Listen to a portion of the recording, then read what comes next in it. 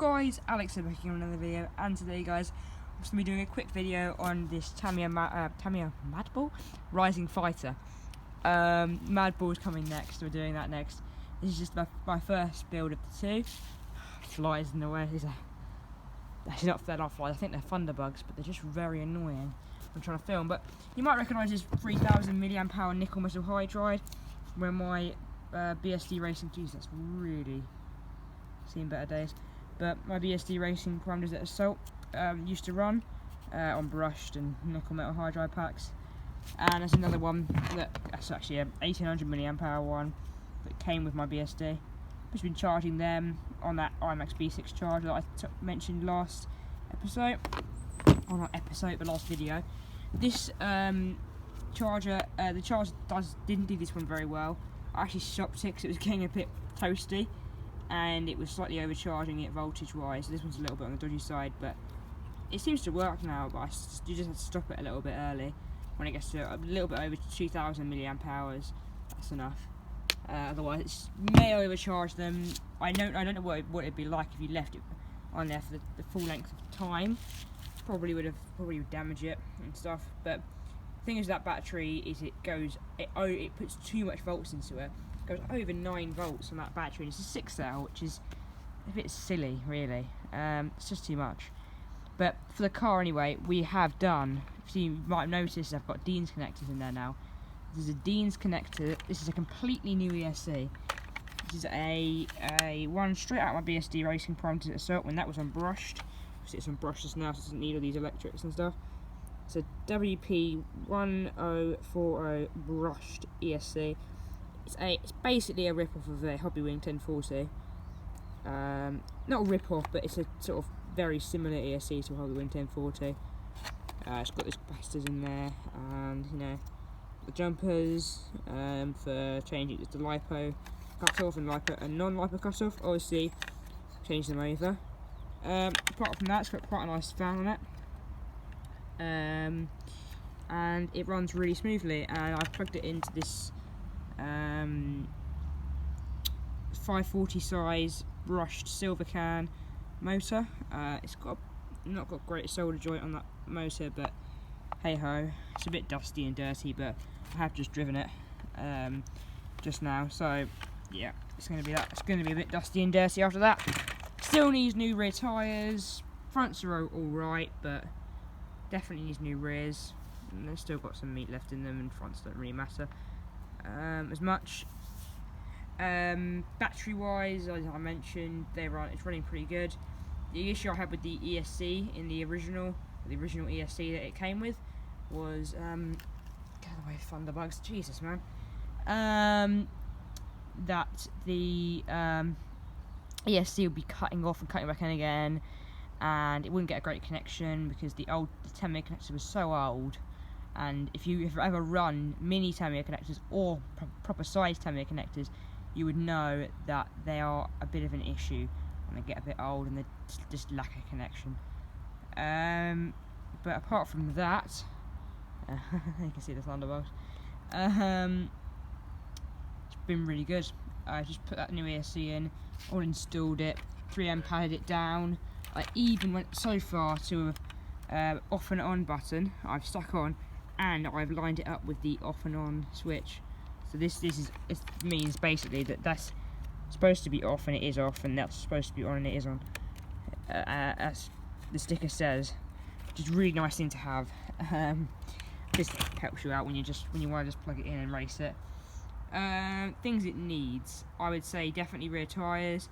I'd probably go with some oil-filled shocks and a little solution, possibly. Definitely a bit of, might have to start that solder joint as well, but a solution for this,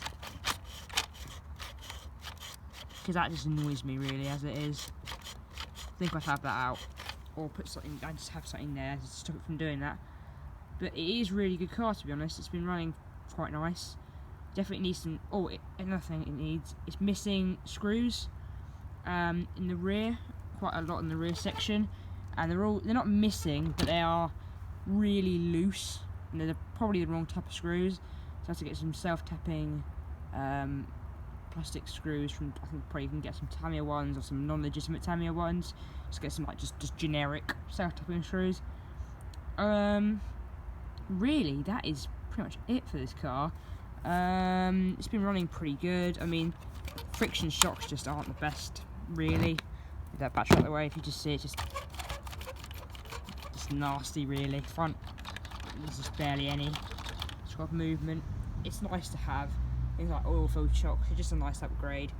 But it would be quite nice also to get a little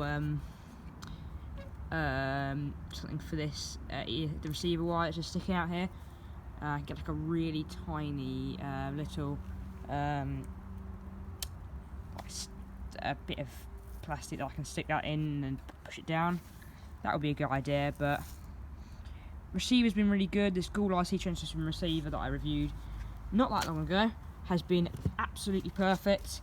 Had no issues. I thought originally the issue was down to this, and it obviously wasn't. I changed that. That's the reason I changed that ESC, was to test it. But it ended up working out so good that I just stuck it in and said, "You can, the person who owns it can have that have that ESC, absolutely fine. You can also have those, have that battery there. That one I'm going to keep because it's really good for my BSD racing project as well. It's really good for like testing and stuff, and I want to keep at least one NIM pack. But you can have that one. That's an 1800 milliamp hour, same one as all your other batteries. It's really good. It has a Dean's connector on there for you, and I might get your batch. No, maybe not. I may see if I can find some more batteries for the Madball, because that's obviously not running Dean's connectors at the moment, but it may be in the future.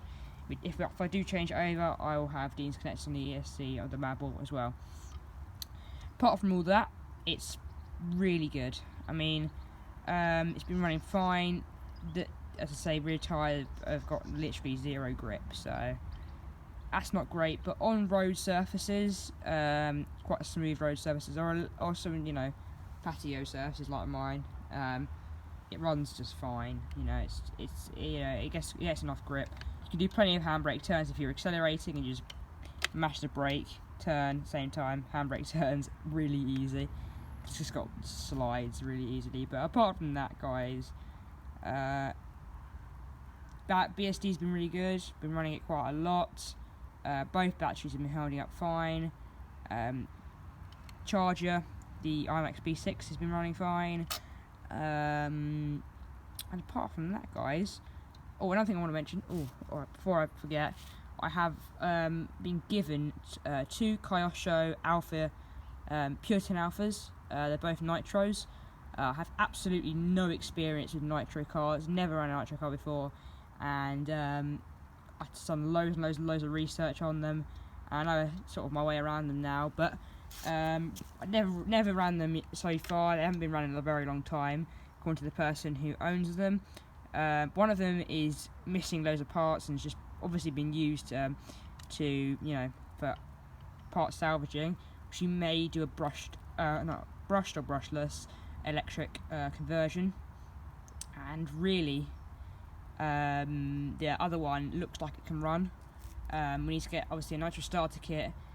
They're both missing a body shell, so I'll probably get just one body shell for the good Puresen Alpha, and just need some 16% nitro fuel. Best place to get that, looks like for the price anyway, is Wireless Madness. It's a good place to get it. But I've been rambling on for 8 minutes now. So anyway, guys, I'll see you in the next video. Bye.